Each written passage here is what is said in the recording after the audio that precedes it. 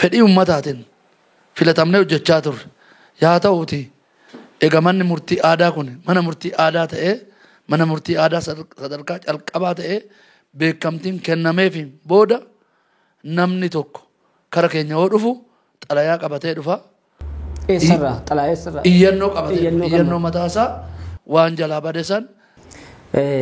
Asitti dhimmoota asitti isin ilaaltan dhimmoota akkamii ilaaltu amma fakkeenyaaf dhimmoota manuma murtii idileettillee baay'ee dhimmoonni walxaxaan tokko nama rakkisan baay'ee abbootii seeraa kan rakkisan jiru. Dhimmoota kana dhimmoota walxaxaa namoota rakkisan uumama isaatii yoo isin bira dhufan fakkeenyaaf dhimmoonni ajjechaa lubbuu fa'aa yoo isin bira dhufe akkamitti ilaaltu isa kana? Sobaan kakuutti hin galin namni maal naan jedhette har'uman nama harkaa baa'ette waaqa harkaa ba'uun hin danda'amu waan ta'eef sanitti seeninaa jennaan. Warri sanitti illee seene immoo kakatanii ba'anii adagaa makiinatiin nu biraa kakatee bayan du'e jiru dhugaa dubbachuudhaaf taanaan. Sanitan ba'a. Hirriban qabu halkan badallaa ureetan girgiddaa horii mana horii ureetana achiin ba'a. Hattuun horii sanuuna irraa fudhate. Amma naaban. Kilo argitaniiti kaleessa dhuftanii. Naaban ishii. Qorqorroon irraa yaa kaasu. Lakkaa'amee jira wanti kun mazagaajaa ta'ee seeraan alaa miti wanti hojjetamaa jiru kun. Amma kaleessa garuu guddoon kun lamaan kumii amma guddoo irraa qabachaa guyyaa kam isaan dhufan jedhan guyyaa kam isaan taa'ee guyyaa qaqqabuu guyyaa kan kaleessa immoo kan bilbilamee abbaan dhimmaa kun dhufuu qabamu dhufuu hin barbaachisu abbaan dhimmaa kun. Tole egaa asitti nan arga kana meeshaa tokko iddoo kanatti argaadhaan jira. Wantoonni asirra jiran kun maaliif kan isaan tajaajilan sirna kana keessatti gaaddisa kana keessatti maaliif iddoo kana taa'u isaan kun? Mana murtiititti hisobu sobaan kakatu kanaaf kan manni murtii dadhabe gandi xaddachaa kun dhugaa baasise gorsaan yookaan immoo oduun kakatiin waan kana baasi waan kana amani lakki hoo fuute fuudhe hoo kaadde kaadee jedhe hin kaadin dhugaa haasa'e zariidhaan badda abba torbaan sibiraan hafu.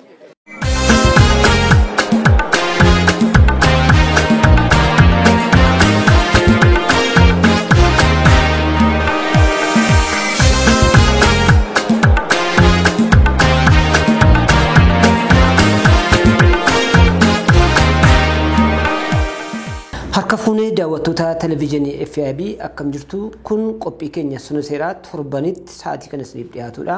Qophii keenya sunu seeraa har'aatiin immoo gara magaalaa Duukamitti isin geessina.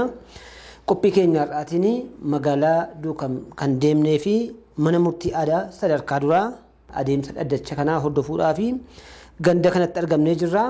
Hamma dhumaatti akka nu wajjin turtan kabajaan isin affeerraa. Yaada asirratti qabdan, qeeqa qabdan, koomentii qabdan wanta isiniin galle yoo jiraates immoo lakkoofsa bilbilaa keenyaan kallattii asirratti iimeelii keenya irratti argitan kanaaniin nu dhiyeessuu dandeessu. Amma kallattiidhaan gara sagantaa keenyaatti deemnaa jechuudha.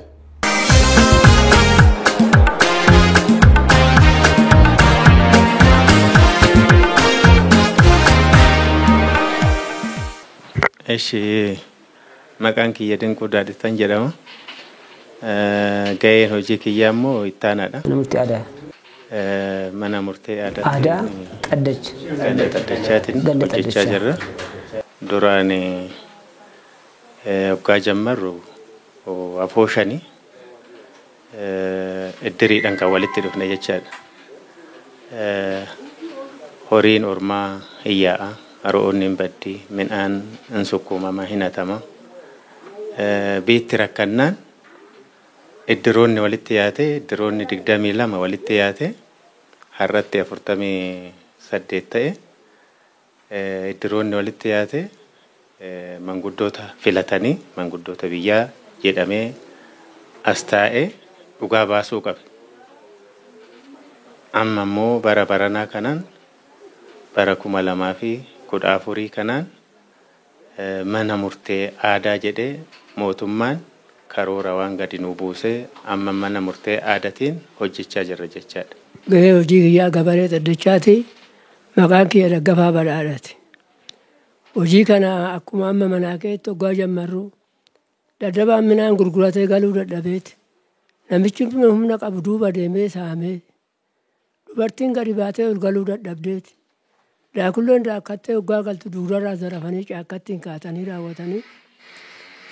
Iddiriin afooshaan 22 walitti sabasabamee raawwatee manguddoo filatee raawwatee manguddoo kun naqee seera kana fudhatee dhufee akkamitti biyya kana bulchina akkamitti mangistii qarqarra akkamitti dadhabaa qarqarra kan jennuun wal mari'annee qaalii kakuutis obboleecha kiyya ilma kiyya haadha warraatii gosa kiyya minjee kiyya jenneen adallaan hoteelleen gazzaba qarqarra malee kan qaxxaamusan jennee qaalii walii seennee hojjaa kana jammarree raawwannee kinoo har'a geenye har'atti immoo waggaa geenyuun akkuma amma jirutti nu yaamanii sabsabaa nu godhanii raawwatanii mana murtee aadaatiin hojjedhaadhaa jedhee raawwatan labsii nu dabarsanii nus isaan hojjechaa ta'u jirra jechaadha.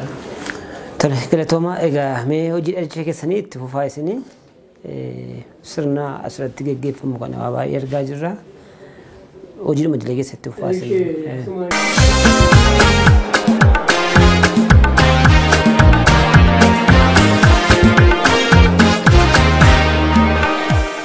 Kana gammaira kana harka mirgaatiin qaba.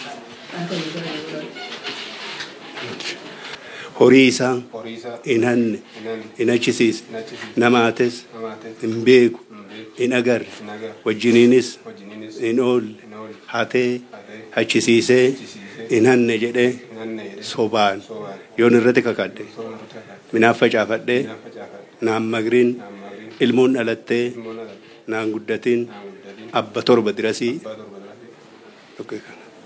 horii isaa hin hanne hin achisiise namaates hin beeku wajjiniinis hin oolle hatee achisiisee hin hanne jedhee sobaan yoon irratti kakadhe horiin kana hagu mooraa koo isseenin mooraa koo booken haaseentu abba torba dirasii horii isaa hin hanne hin achisiise namaates hin beeku hin agarre wajjiniinis hin oolle hatee achisiisee hablee nyaachisee sobaan yoon irratti kakadhe akka dhagaa kanaatitti na haa gogsu kan dhalatullee garaa keessatti dhagaa ta'ee yaa dhalatu abba torba dirasii lafeessa horii isaa hin hanne hin achisiise namaates hin beeku wajjiniinis hin oolle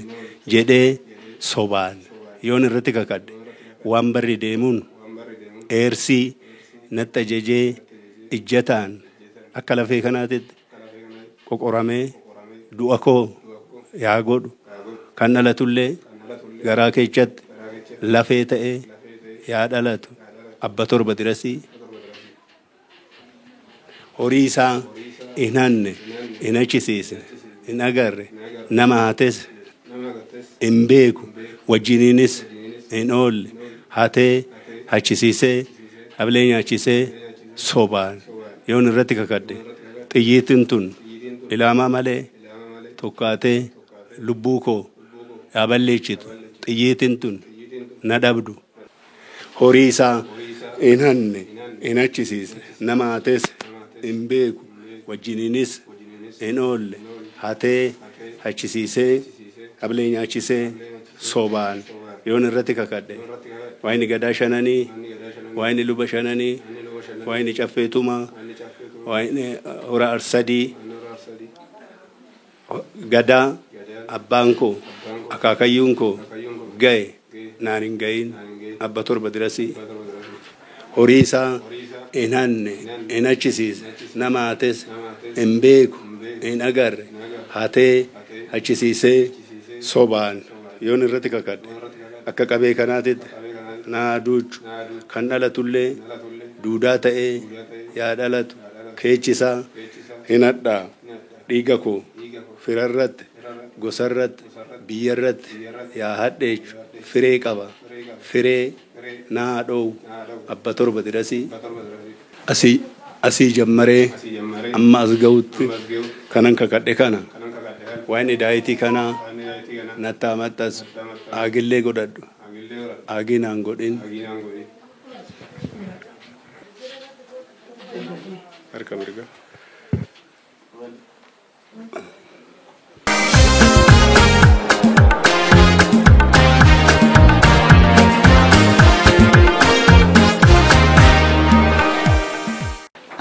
maqaan koo Hundeessan Daggafaa jedhama. Hojiin kiyyaa barreessaadha. Barreessummaa irratti waa'ee galmee adda addaa fi qabooyyaa adda addaa nan qaba. Hojiin kiyya kana. Dhaadhacha irratti yoo ka'u gaafiidhaan namoota himatamaa ta'anii isaan gaafachaa yaadannoo asirratti qabnee xumura irratti immoo warri jaarsolii dabarsan murtee asirratti qabooyyaa irratti galmeeffannaa jechaadha. Tolika akkuma beekamu guyyaadhaa mana murtii aadaa magaalaa Duukam iddoo garaagaraa deemnee daawwachaa turre. Achiin olannes immoo manni murtii idilees immoo hamma danda'ametti bukkee dhaabbatee nu gargaaraa jiru jedhanii yaada tokko tokko nu kaasanii turanii. Kanumarraa ka'uudhaan mee manni murtii aadaa magaalaa Duukamii wajjin manni murtii idilee magaalaa Duukam hariiroo akkamii qabu garaagarummaa akkamii qabu akkamitti gargaaraa jiru kan jedhamu sun dubbisnee gara keessatti gorree. Kanaaf maqaa keessaniif hojii keessan ibsitanii. Maqaan kiyya Shamaamee Taaddasaa Xiiqiin jedhama. Pirezidaantii mana murtii aanaa Akaaqiti. Waa'ee mana murtii aadaa ilaachisee waa hedduu ammas ilaallee turre. Waa'ee mana murtii aadaa kana kanaan dura magaalaa Duukam kana keessa ganda sadi irratti manguddoon araaraa uummataan filatamanii hojii kana fakkaatu wal dhabdii hawaasa hedduu jiru. Akkaatuma aadaa naannoo kanaatiin hiikaa turan ganda sadi irratti jechaadha. Amma labsiin kun erga baheen booda isaanii beekamtii kennineetti mana murtii aadaa sadarkaa jalqabaatti akka ta'an hojjenneerra. Kan biraas tokko haaraan akka hundeeffamu ta'ee hojiitti seeneera. Aanota immoo gandoota baadiyyaa aanaan Akaaqii qabu ganda 29 qaba. Gandoota 29 keessattuu manni murtii aadaa akka hundaa'u ta'eera. Darbees dhimmoota immoo manni murtii aadaa sadarkaa jalqabaa ilaaluu irratti yoo namni ittiin quufne bakka itti komiisaa dhiyeeffatu mana murtii aadaa ol dabarfataa sadarkaa aanattis sadarkaa magaalaa Duukamittis lama hundaa'ee walumaa gala yeroo ammaa kana manneen murtii aadaa sadarkaa jalqabaa kaanaa fi akka aanaa Akaaqii fi akka magaalaa Duukamitti 33 jira. Manni murtii komii kana dhaga'u komii manni murtii aadaa sadarkaa jalqabaa dhaga'u immoo mana murtii aadaa ol dabarfataa lama sadarkaa aanaa Akaaqitti tokko sadarkaa magaalaa Duukamitti tokko. Kanatu yeroo ammaa kana hundeeffamee hojii keessa jira jechaadha. Nuyi hojiin amma kan isaa wajjin walitti hidhamne nu qabnu tokkoffaan akkaataa labsii manneen murtii aadaa naannoo Oromiyaa hundeessuu fi beekamtii kennuuf bahe 240 muraa 2013 fi dambii dhimma kana raawwachiisuudhaaf manni murtii waliigala Oromiyaa baase lakkoofsa 10tiin manni murtii aanaa manneen murtii aadaa sadarkaa jalqabaa fi wal dabarfataa jiran kanaaf beekamtii fi hundeeffama isaaniitiif waraqaa ni kennaaf jedha. Kana already raawwannee kenninee hojiitti galchineerra. Darbees hubannoo amma wal fakkeessuudhaaf dhimmoota hubannoo barbaadu irratti manneen jaarsolee araaraa ganda amma uummataan kan filataman jiranii kan kanaan duras hojjechaa jiranii jarreen kana immoo hubannoo kennuun dirqama waan ta'eef sadarkaa aanaattis sadarkaa magaalattis hubannoon kennamee fi seera aadaatiin duudhaa aadaa naannoo kanaatiin dhimmoota wal diddaa jiran akka hiikan ni deeggarsaa jirra. Labsiis qajeelfama dambii kallattii kanaatiin jiru akka hojiirra oolu gara mana murtiitiin kennamaa fi deeggarsa godhaa hojii isaanii jajjabeessaa bakka immoo rakkoon hojii keessatti isaan qunnamu isaanis kallattiidhaanis ta'e al-kallattiidhaan qaamanis bilbilaanis waan amma reef haaraa waan hojiitti seenaniif waan isaan rakkisu hubannoo bakka barbaadan irratti nu gaafatanii nutis qaamanis bakka dhaquu qabnutti qaaman deemnee hawaasas mari'achiisa bakka immoo qaaman dhaquun barbaachifnetti isaanis hogguu nu bira dhufan kaanis bilbilaan hubannoo kenninee jarri kun akka jajjabaatee kanaan dura hojjetan caalaa daraan akka hojii isaanii cimsan hojjechaa jirra jechaadha. Manni murtii kun manni murtii aadaa kun isin jala jira moo isin cina jira? Akkaataa caaseffama isaatiin manni murtii aadaa kun itti waamni isaa mana murtii aanaatii fi miti hojii qindoomina waliin hojjenna waan ta'eef nu yala sin jiru kallattiidhaan nu wala hin jiru nu kan goonu isaan akka waggaa hundaa'an beekamtii kennuu xalaa kennuu fi xalayaa ittiin hundeeffama kan kanaan dura turaniif immoo ulaagaa mataa isaa qaba ulaagaa isaa warra guuteef immoo beekamtii xalayaa kennuu fi hubannoo uumuudha malee itti waamamni isaa akka manneen murtii amma fakkeenya manni murtii aanaa itti waamamni isaa mana murtii olaanaatiif waan akkasii hierarkii akkasii hin qabu wal cinaa jira. Manni murtii aadaa kun murtii sadhumaa lafti kennamu eessaadha? Eessa gahee dhaabbataa carraan appilii carraan ol dabarfatasaa meeqa jira inni dhumaa eessa? Okay. Dura dhimmicha ilaaluu danda'an irratti dhimma kana ni ilaalu ni araarsu. Hojiin isaanii hojii guddaan hojii araaraati. Hojii araaraa ni ilaalu waggaa araaramani namni araara sanitti quufe achumatti dubbiin isaa dhumaa jechaadha. Lakki naan taane bakka kanatti sirriitti naan laallee nan qubsine namni dhumooyyuu mirga ol dabarfataa qabaa jechaadha. Ol dabarfanni isaanii akkuma dura ibse sadarkaa magaalatti sadarkaa aanaatitti manni murtii aadaa sadarkaa ol dabarfataa hundaa'ee jira. Dhimma isaa achitti dhiyeeffatu jechaadha. Manni murtii ol dabarfataa kun immoo dhimma ka'umsan ilaalu. Aangoo hundee calqaba laaluun qabu.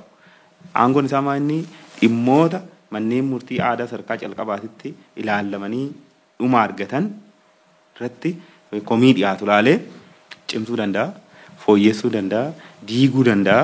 Kan ammoo kanatti irra deebi'aa ilaalaa jedhee gaddeebisuu danda'a jechaadha manni murtii aadaa ol dabarfataa sun. Namni kanatti hin qubne immoo akkaataa qajeeltoo heera mootummaa keessa taa'een mirgoota bu'uuraa kan ta'an fakkeenyaaf carraa walqixa nuun kennine waraqaa waamichaa sirnaan bira hin geenye manni murtii kun ija tokkoon nu laalle loogii qaba yoo jedhan amma kun qajeeltoo bu'uuraa heera mootummaa.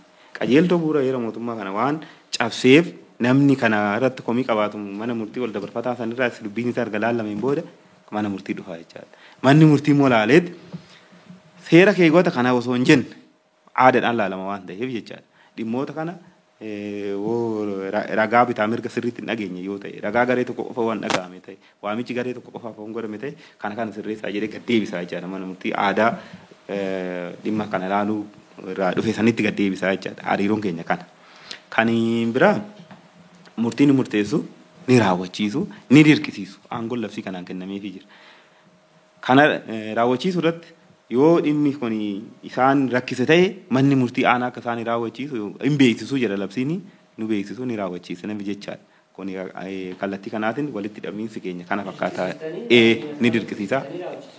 Isaanis dirqisiisuu ni danda'u isaan oloo ta'e garuu nuti ni dirqisiisu namni jechaadha. Kallattii kanaatiin garuu murtii immoo amma manni murtii aanaa dhimma isaanii tallaaleera kana sirreessaa jedhanii namni isatti hin qubne jiraate immoo mana murtii olaanaatti irree deemuu danda'a jechaadha. Hin daangeffamu jechaadha mirgi isaanii kana.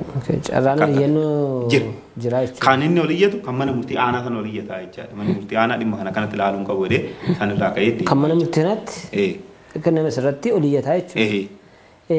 Dhimmi abbaan dhimmaa tokko yeroo dhimmi koo mana murtii aadaatti naaf ilaalama jedhee gara sana dhaqaa tokkommoo mana murtii idileetti naaf ilaalama jedhee yoo dhaqe.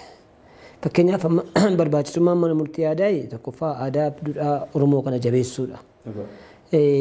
Ofuma danda'ee namni dhimma qabu iddoo sanatti akka fayyadamuuf dirqama ta'ee hin jiru. Namni yoo barbaade hin naqaa yoo barbaade hin dhiisa. Kun immoo aadaa sana guddisuu keessatti namoonni aadaa sana hin jaallanne gara sana dhaquu dhiisuu danda'u jechuudha. Namoota kaanillee akka gara sanatti dhaqan hin tajaajilamne gochuu danda'u jechuudha kallattii adda addaatiin. Kanaaf carraan haala kanaan yoo barbaade hin naqaa yoo barbaade iddoo barbaade dhiisa jedhamee kaa'ame kuni aadaa sana irratti duudhaa sana guddisuu irratti dhiibbaa hin fidu.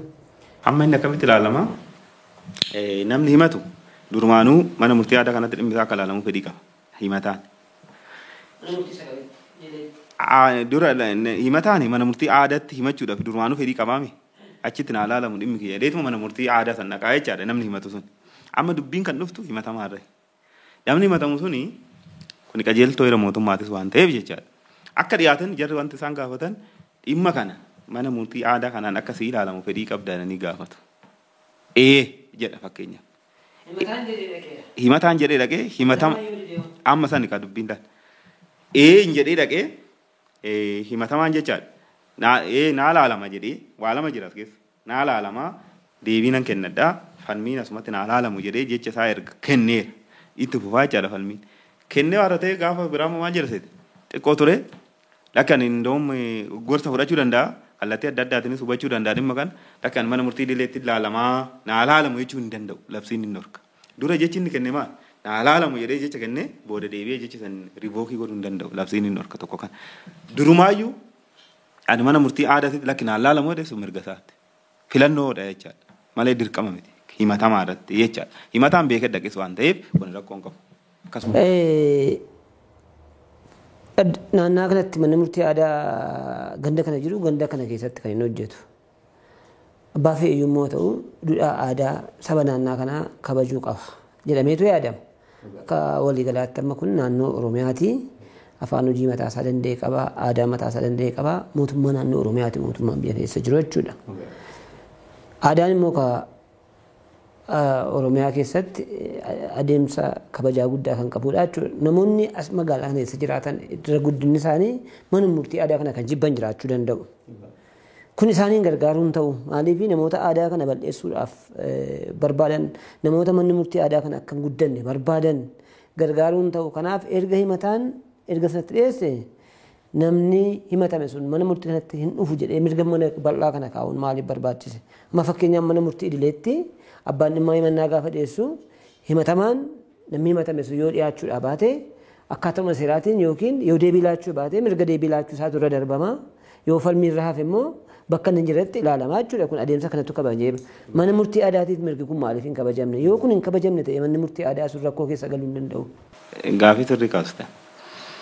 Barbaachisummaan mana murtii aadaa kunuyyuu tokkoffaa heera mootummaatirraa akka ilaallutti heerri mootummaa manni murtii aadaas ta'e amantaa akka hundaa'uu danda'u.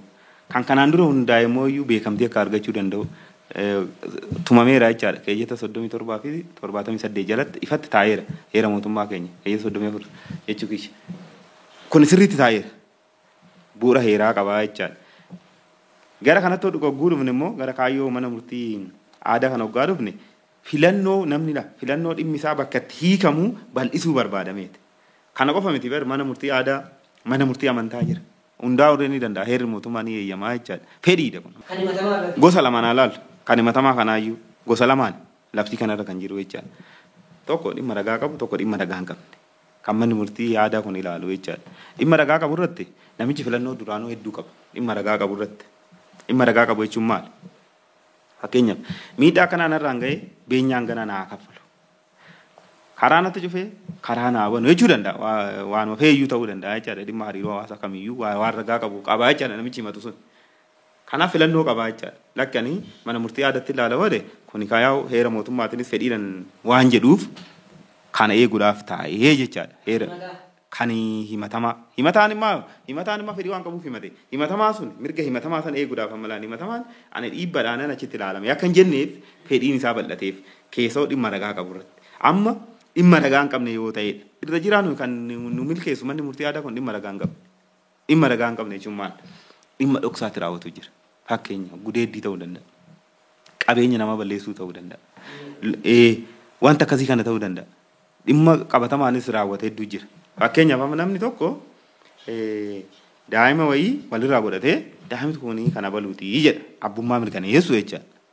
Gaafa abbummaa mirkaneessu sanii namni himattuun suni mana murtii aadaa sana ta'e himatti. Mana murtii aadaa gaafa dhaqxee himattu san maal jettee himatti seeti? Daa'imti kun kan isaati kiyyaa miti jedhee waa waakkateef naa kakatuttee himatti. Mana murtii aadaa kan adda godhu kana. Gaafa san fedhiin isaa inni ilaalamu maali?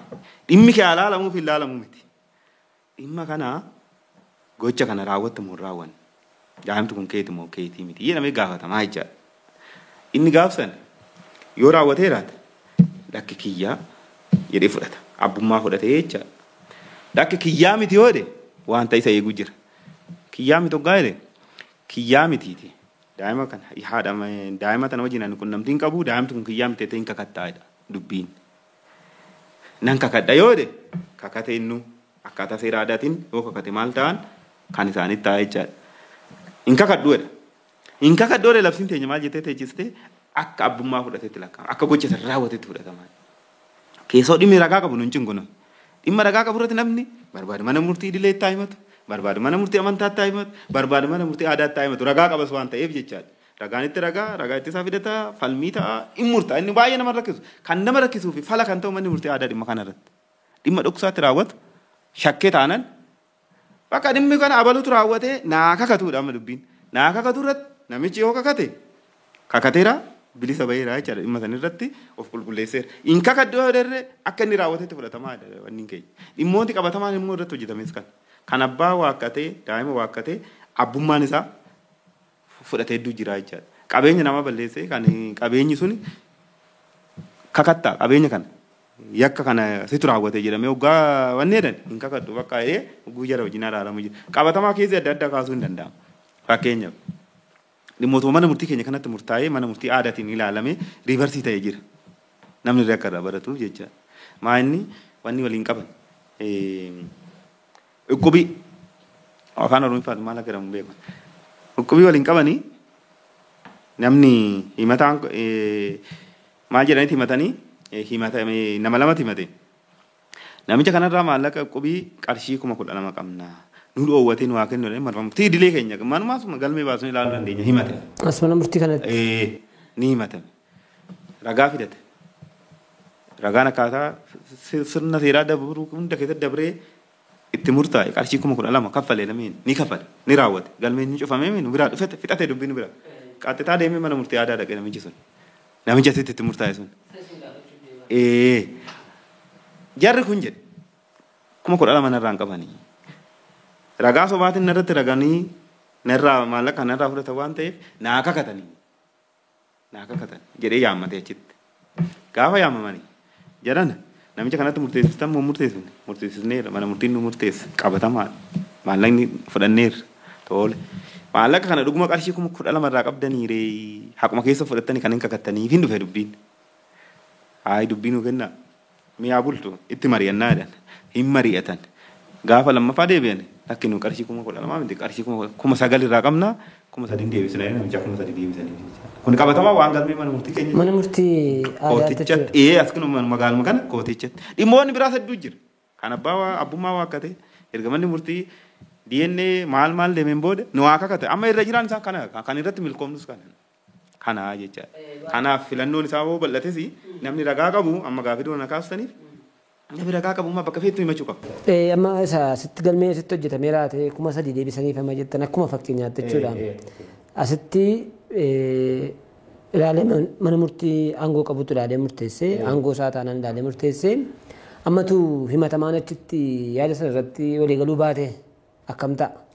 Himataan egaa dhiyeeffate qaamni tokko dhaqee achitti dhiyeeffateera miti inni tokko achitti dhiyeeffate yoo dhiyaate reessu dikaataa jedhama achittis ilaalamuu hin danda'amu asitti ilaalameera taanaan. Asitti yoo ilaalame achitti fuudhama. Akkas miti dubbiin laata. Asitti ani himateen ilaala waan adda baatu. Asitti kan himate maal? Maallaqa qubii qarshii 12,000 irraa qabnaa waa kennu yookiin nuti ragaan keenya baloo jedhanii himataniiru. Already kun ragaa dalaalamee maal ta'e manni murtii idilee waan murteessee xumureera. Achitti waa'ee ragaa miti kan ka'e. Waa'ee falmii miti kan ka'e. Naa kakuudha laala. Kakuudha manni murtii aadaa kun kan fidee dhufe tokko wanni gaariin kan. Cubbuudhaan narraa fudhate naa kakatuudha amma dubbii. Akka kakatuudha malee falmii miti falmiin hin jiru. Yoo kakate lakki maallaquma kiyyaan irraa qabee kakatannaan innu kakate keessaa bahe. Kakaasan barbaacha dhaqa. Dhugaa barbaade namni san dhaqa. Kakaasaniif fedhiin gaafatamu maal? In kakatamu in kakattuu qofa. In kakaddoore akka raawwatetti jedha labsiin keenya. Ofitti fudhatee jira namni. Yoo kakate innu kakate keessaa bahe. Yoo kakate immoo firdii kakaadhaan nuuf sana fudhatee jechuudha. Fudhatee jechuudha. Aangoonni amma fakkeenyaaf falmii qarshii yoo ta'e manni murtii aadaa hanga meeqaatti falmeessuu danda'u manni murtii aanaa idilee amma meeqaatti qabatanii falmeessuu danda'u. Fakkeenyaaf amma dhimmi mana murtii aangoo mana murtii olaanaa ta'e tokko mana murtii aadaatti yoo dhiyaate ilaaluu danda'u. Okay, material jurisdiction jechuun keessa. Okay, local irraa isinii ka'a. Manni murtii aadaa kun ganda keessatti hundaa dura gandi tokko iyyuu qabaachuu akka qabutti qajeeltoon taa'ee jira. Gandoonni ollaa jiran yoo ta'e walii galamee walitti dhiyoenya yoo qabaatanii walitti mana murtii aadaa tokkos manni murtii gandi 2 gandi 3 walitti tokko ta'uus hin danda'a. Wanni bakka naannoo jiranitti jecha. Fakkeenyaaf manni murtii aadaa ganda adda addaa keessa yoo jiraate ganda tokko achumatti ilaalama ganda tokko achumatti ilaalama. Mana murtii aadaa kana dhimma kana ilaaluufi hundee dubbii firii dubbii maal wanni jedhamu akkuma jiru ta'ee jechaadha. Amma himatamaa ta'uudhaaf himataan bakka feetuu himachuu danda'anii rakkoon qabu. Himatamaa ta'uudhaaf elementiin hin qabu yookiin ulaagaan inni qabu tokko jiraata ganda sanii ta'uu qabu himatamaa ta'uudhaaf. Kan mana murtii aadaa. Mana murtii idilee. Aadaa. Kan idilee beekamaa rakkoon qabu. Jiraata ganda sanii fakkeenya ganda kootichaa ta'e jiraata ganda kootichaa ta'a jechaadha. Dhalataa gandichaa. Dhalataa ganda sanii ta'e fakkeenyaaf. Namni biraatii dhufee achi jiraatu yoo ta'e yoo elementiidha qabu ulaagaadha himachuu hin danda'a jechaadha. Sadaffaa qabeenyi isaan irratti wal falman suni ganda san keessa kan jiru ta'uu qaba. Kaanarraa kaanaa jechaadha. Hanga maallaqaatti dhufu nama maateriyaal jurisdikshinii jennu kana jechaadha. Hangi maallaqaa labsii kanatti wanti daangeffamee taa'ee hin jiru. Dhimma hariiroo hawaasaa fi dhimma maatii jedhamee ifatti labsi kanaan tumameera. Miliyoona ta'uu danda'a, sanii ol ta'uu danda'a jechuudha. Aangoon isaa namoota araara waan ta'eef namni erga fedhii qabee achitti araaramee dubbiin isaa achumatti dhumaa jechuudha. Dhimma yakkaa garuu yakkoota xixiqqaa miidhamaa dhuunfaadhaan dhiyaatu seera yakkaa keessatti tumamu san qofa laalu. Harka darbuu ta'uu danda'a, wal arrabsoo ta'uu danda'a, waan akkana salphaa kana ni laalu jechuudha. Sanis kennameefii jira. San irratti kan maallaqaa inni rakkoon qabu kan wal amane hangana abaluu adeebisu hangana abaluu kennu jedhanii ilaalanii araarsanii dubbii araaraati inni irraa mire ni araarsu ni xumuruu jechuudha. Kun achumaan taa'ee jechuudha hangi maallaqaa lafas walitti dabruu danda'a barnam daanganatti darbee deemu himate faayidaan isaa inni guddaan kana. Akkuma mana murtii idilee kan deemanii dhimma duratti ilaaltaniirtan dhageessaniirtan lafarra ilaalanii dhimma kana ni beeku jechuudha. Fakkeenya baadiyyaa keessatti maasaan abaluu maasaa wal cinaadhaa qabna maasaanatti darbee dimbara kiyya na dhiibee jedhee himachuu danda'a. Jarri kun ganduma san keessas waan ta'eef sirriitti beeka dhimma kana. Irra dhaabbataniitis ilaalanii lakkata asitti deebii asitti ta'edhanii murtii kennuu hin danda'u jechuudha. Dhimma kanaa kan dhimma hariiroo hawaasaa fi dhimma maatii jedhamee taa'eera hangi maallaqaa asirratti daangeffamu hin jiru jechuudha. Labsiidhaan ifatti wanti daangeffamu hin jiru ni ilaalus. Asirratti rakkoonni fidee fakkeenyaaf manni murtii aanaa mana murtii idilee jechuudha. Manni murtii idilee jechuudha. Manni murtii aanaa duukam kuni hamma qarshii meeqaatti ilaaluu danda'a maallaqa? Dhimma qabeenya socho'uu irratti? Qarshii maallaqa irratti. Hanga miliyoona 3ti. Sanii ol hin danda'amu. Amma miliyoona 3 ilaalaa jechuudha. Amma mana murtii aadaatti dhiyaatee miliyoona 5 falmii miliyoona 5 mana murtii aadaatti dhiyaatee ilaalanii murtii kennu. Himataanis achitti akka ilaalamu walii galee himatamaanis walii galee achitti murtiin kennamaa jechuudha. Erga murtiin kenname booddee komiin ka'a murticha irratti komiin ka'a. Oliyyanni isaa kapitaalli isaa miliyoona 5 waan ta'eef oliyyanni isaa mana murtii aanaatti dhiyaatamu mana murtii olaanaatti dhiyaata. Mana murtii ol dabarfataatti ilaala. Adeemsa qabna nuyi waan ta'eef adeemsa qaba ol dabarfata ila amma bada dubbii aangoo waa'ee maallaqaati miti maatiriyaal juridikshinii miti kan laalamuu qabu jecha dhimmichi achitti ilaalamu dhimma hariiroo yoo niyyata deeme wanta akkasii waan ka'uuf amma fakkeenyaaf warri asitti kan konsantii kennee ilaalamee dubbiin kennameera kan amma labsiin ifate taa'eera hangi maallaqaa waan hin teenyeef namichi amma fakkeenyaaf qarshii miliyoona 4 ta'uu danda'a. Dargama mana murtii aanaatti ilaalamu haa jennu fakkeenyaaf. Dhimmoonni fakkeenya dhimma hojjetaa hojjechiisaa ilaaluun danda'ama dhimma maatii ta'uu danda'a ni rakkoon qabu dhimmoota waliigaltee haa ta'u fakkeenya. Dhimmoota mana murtii sadarkaa kanaa oolan ta'anii jedhaa. Sadarkaa alatti oolan. Ni murteessan asirratti rakkoon fiduu jechuudha. Uumaa rakkoon fiduu nuyi kan laala. Qajeeltoo heera mootummaa keessatti mirga walqixa jira kanaa eegamu. Eegnee malee waa'ee maallaqaa saniin ka'uu jechaadha. Durumaayyuu dubbiin ka'u maal? Yaada konsantii achitti fedhii walii kenneera dhimmi isaanii ilaalameera mana murtii sadarkaa duraatti araaramatti dubbiin kennamu gareen tokkotti hin quufne ayin gareen tokkotti hin quufne eessa dhaqa ol dabarfata lafaa jechaadha warra ol dabarfataas akkuma amma jenne san mirkaneessuu danda'anii diiguu danda'anii fooyyeessuu danda'anii akka seera aadaatti jechaadha seera aadaatiin seerri muummee isaanii seera aadaati. Amma wanti barame jechuutti hin fixu baay'een isaa dhimma amma akka odeeffannoo abbaa dhimma irraa dhageenyutti baay'een isaa akka xumuramaa jirudha namni achi deemee hin xumurama. Keetii tokko qofa nuqunnameen wal dabarfata irratti iyyuu hanga amma wal dabarfata irratti keetii tokko inni waa'ee qabeenya dhaalaati. Qabeenya dhaalaa addaan qooddachuu irratti dura walii galanii namuu haa jedhanii erga addaan qooddataniin booda lafatti jidduutti hafe. Lafa jidduutti hafte sana tol lolan. Lafa jidduutti hafte sana qixxumatti addaan qooddadhaa jedhamnaan qaamni tokko immoo komate. Waan komateef immoo mirga isaati. Mana wal dabarfatatti deemii qabaa jechaadha. Wal dabarfatatti deemee adeemsa irra jira. Kana qofa nu qunname malee namni araarumaan xumura yeroo baay'ee jechaadha. Gaaffii dhumaati kan sila nuu kaasan. Manni murtii aanaa baay'ee deeggarsa nu gochaa jiru nutti dhiyaatanii deeggarsa gochaa jiru gaarii jedhanii qabu pozitiivlii kaasan amma abbootiin seeraa kan mana murtii aadaa ilaalle dhaddacha lama ilaalle nuyi gaaddisa lama ilaalle isaan lachanuu waan wal fakkaataa kaasan. Garuu bakki tokko immoo maal kaasu interferaansii mana murtii idilee hin dhabu interferaansii mana murtii idilee qaban kompileen warri godhan jiru labsicha irratti qaddoo ta'edha inni dubbisnee turre interferaansii mana murtii idilee qabaa jedhu komiin jira bakkee irraa waan jirudha kun interfiir gochuu danda'uudha gabaasan dhaga'uun ilaalu waa tokko jedha gama kanaan gabaasisin keessan sun interferaansii bira hin ga'amoo kallattii nu agarsiisudha. Komeen sun namni baay'eenis beekuu waan irra jiraatuuf jechuudha. Hariiroon manni murtii kuni isaanii wajjin qabu sadarkaa deeggarsaatti moo sadarkaa keessa seenee hojii teeknikaa hojjechuu irratti. Gaafii sirrii kaastan. Manni murtii aadaa kuni amma akkuma qaama seerummaa argateen jechaadha mirgas dirqamas hin qaba. Mirgi inni qabu maal? Mirga bilisummaa qaba. Mirgi bilisummaa maal? Dhimma murteessu irratti dhimma akka mana murtiitti fuudhee ilaale irratti yakkaanis ta'e hariiroodhaan isin gaafachiisu jechaadha. Kuni mirga. Wanti biraas wanti guutamuufii qabu akkuma jirutti jechaadha. Dirqamni isaanii moo maali kan jedhu jira jechaadha. Dirqamni isaaniitis wanteen heera mootummaatti walitti hin buune waan aadaa fi safuu hawaasaati walitti hin buune waan amma kaasnu kanas manguddoon wanni ta'e achirraa ka'anii dhimma sana akka laaluu qaban kun ifatti labsii keenya keessatti taa'ee jira jechaadha. Gara keenyatti hoggaa dhufne mana murtii aadaatii fi mana murtii idileen hojii qindoominaa waliin hojjechuuti. Hojiin qindoominaa hojii amma fakkeenyaaf hubannoo uumuu deeggarsa adda addaa dhimma seeratiin wal qabu fakkeenyaaf xalaa beekamtii kennuu mana murtii aanaatii kennaa fi hojjetaa fuulduratti hin qaxaramaaf akka ammaa kanaa miti barreessan hin qaxaramu mana murtii aanaatiitu qaxaree chaappessee kenna jechaadha. Yoo badiirree hojjetaa sun kan uume ta'e mana murtii aanaatiitu wanni godha. San qofa miti galii adda addaa argachuu danda'a manni murtii aanaa kun labsii keessa taa'ee jira. Galiin inni argatu tokkoffaa adabbiirraa argachuu danda'a. Adabbiin maal fakkeenyaaf namni nama arrabsuu danda'a. Murtii aanaa idilee ta'amoo murtii aadaa sana. Tinifan ibsataafani. Galiin kun maal ta'a fakkeenya namni nama arrabsa. Yoo nama arrabse seera lama cabsa. Tokko namicha arrabsame sani miidhaa hamilee irraan gaheera.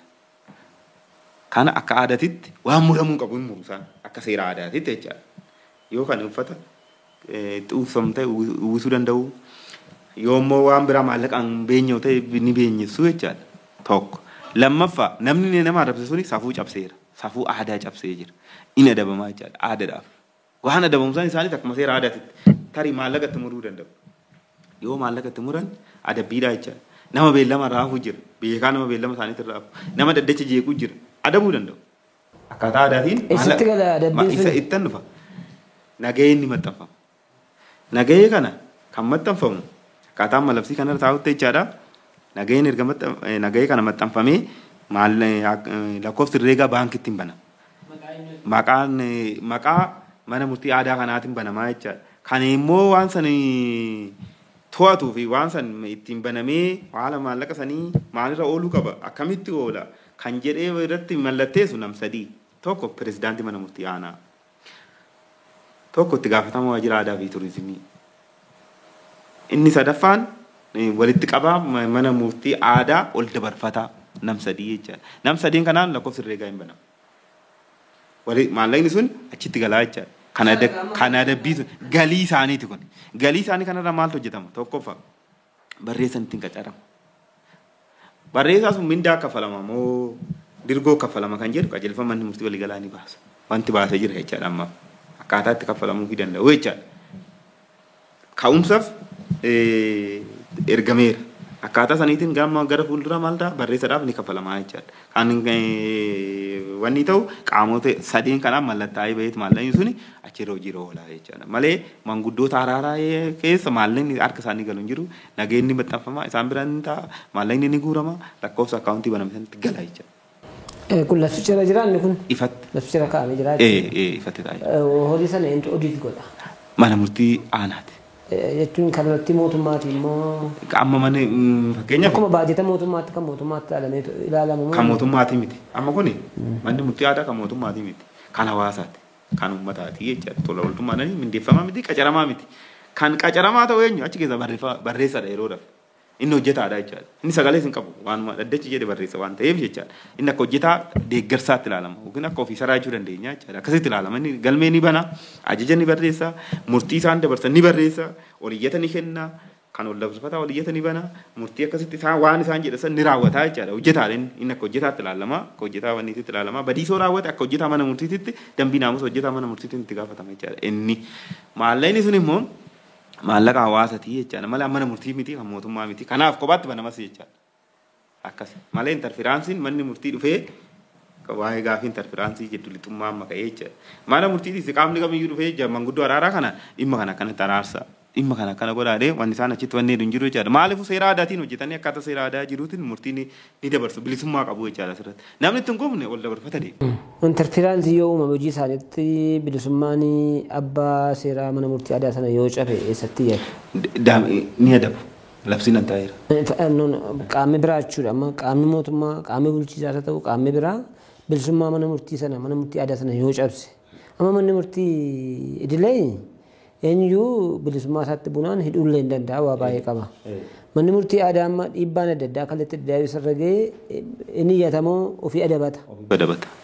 Yoo caasaa mootummaa ta'e akkamitti adabata? Sanuma. Yoo mootummaan dhiibbaarraan gahee caasaan mootummaa tokko yoo dhiibbaarraan gahee fakkeenyaaf eessatti adabuu danda'a akkamitti adabuu danda'a maandeetiin qabu kanaaf anatuuf danda'eeraati ofuma isaatii dhaabbate waan hundaatiin gaariin ta'u.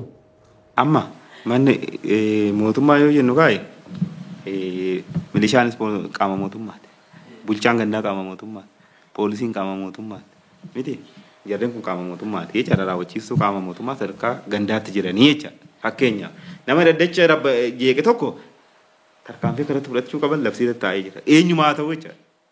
Poolisiin jeequu danda'a, milishaan jeequu danda'a, tarkaanfii akkaataa seera aadaatiin. Seerri aadaa bara amma waggaa jennu ilaala. Wanta adda nu bahuu qabu. Nama hidhuu qofa miti. Amma namni nuyi kana barreerra waan ta'eef namni yeroo baay'ee garasitti fudhata. Akkaataa aadaatiin gorsuun nama ni gorsita. Lakki irraa deebi. Akkanatti safuu miti. Gorsa jechaadha. Adabbiidha kunillee. Akeekkachiisuun akka seera aadaatitti jechaadha. Darbee waan muruu qaban. Fakkeenya qoqqobbii kennuu danda'u ban. Qoqqobbii labsiin hin eeyyama. Amma naannoo kanatti akkasitti itti fayyadamna. Fakkeenya yoo namni dhufuu dide dhiyaachuu fidiidhaami. Isaan maal godhu? Tarkaanfii fudhata jedhee labsiinis taa'ee jira. Duraanis muuxannoon itti hojjechaa turaniiru. Yeroodhaaf iddirii isaa qaba. Afoosha jechaadha. Afoosha isaa qaba namni kuni waan nu biratti dhiyaachuu dide. Hawaasummaa keessaa qoqqoban jechaadha. Gaafa waan akkanaa kun afooshatti barreeffame namichi fiigee dhufaa jechaadha. Hin dirqisiisu jechaadha. Malee hidhaa kana yeroo hunda nuyi nama poolisiin daddacha waan jeeqeef hidhaa osoo hin taane hin gorsuu ni akeekkachiisuu hin danda'u jechaadha. Labsiin ni eeyyamaaf jechaadha. Galatooma waan akka waliigalaatti dhimma dubbanne kanaa wajjin wal qabsiisee hawaasaatti odeessi keenyatti waan dhaamsa xumuraa qabaattanii. Dhaamsa xumuraa qabnu seenaa Oromoo keessatti jechaadha. Kuni hawaasni Oromoo aadaadhaan dhimma isaa fixachaa hawaasa biraatiif irraa fakkeenya ta'a sirna adda addaa qabaachuun isaa beekamaadha. Sirni kun akka kanaan dura tures mootummaan sirni kun kan mootummoota kanaan dura turaniin sirni kun kan awwaalamaa ture. Ammas immoo caarraan argamee mootummaan sirni kun kan deebi'aa ture jechuudha. Kun akka caarraatti fayyadamuu qaba. Sirni kun deebi'eera, hawaasa deebi'eera, afaan isaatiin, duudhaa isaatiin, qayyee isaatiin osoo baasiin baasu nama inni beekun dhimmi isaa kun akka ilaalamuuf caarraa argateera jechuudha hawaasni. Kan jennuun hawaasa keenyaan dhimma sasalphaa qayyeetti fixachuu danda'u. Jedhee baasii baasuu hin qabu. Achumatti ganda keessatti manni murtii aadaa sadarkaa gandaatti hundaa'ee jira. Dhimma keessan achitti akka fixattan tokko. Safuu aadaa keenyatti deebine erga jenne immoo manguddoota keenya kabajanii sirna waan isaan dabarsan hordofanii jechaadha. Barumsa irraa dhaloonni booda dhufu amma jarri kun baratee miti. Manguddoonni har'a hojjetu kun mana barumsaa seenee barateeti miti. Hawaasa irraa dhaloota abbaa isaaniitirraa akaakayyuu isaaniitirraa abaabilee isaaniitirraa waan afoolan dhagaan fidanii har'aan nuun gaaniidha. Nu immoo har'a irratti hojjechuu qabna. Akkamitti irratti hojjenna? Irraa barachuu qabna. Har'a barisaan osoo hin baranne afaaniin waan dhagaan san fidanii barreeffamatti jiranii nu immoo har'a baranne warri kun kana caala wanna kana babal'isnee ammayyeessuu qabnaa jechaadha. Caarraa argame kanatti hawaasni keenya fayyadamee dhimmoota xixiqqaadhaaf mana murtii dhaabbachuun qabu. Haaraaramu aadaan haaraaraa kun akka nu wallatu jechuu barbaanne jechaadha. Hawaasa keenyaaf kana dabarsinaa bakka jirutti mana murtii aadaa sadarkaan jirutti akka fayyadaman ergaa keenya dabarsinaa galatooma. Tole daawwattoota keenya mana murtii aadaa magaalaa Duukamiin daawwachaa turre. Kan daawwannis amma kan ilaaltan kana fakkaata. Qophii keenya kanarraa waan hedduu bartaniitu jenneetu abdanna. Torban qophii kan biraa yookiis dhaddacha kan biraa qabannee dhiyaanna. Ammasitti turtii gaarii.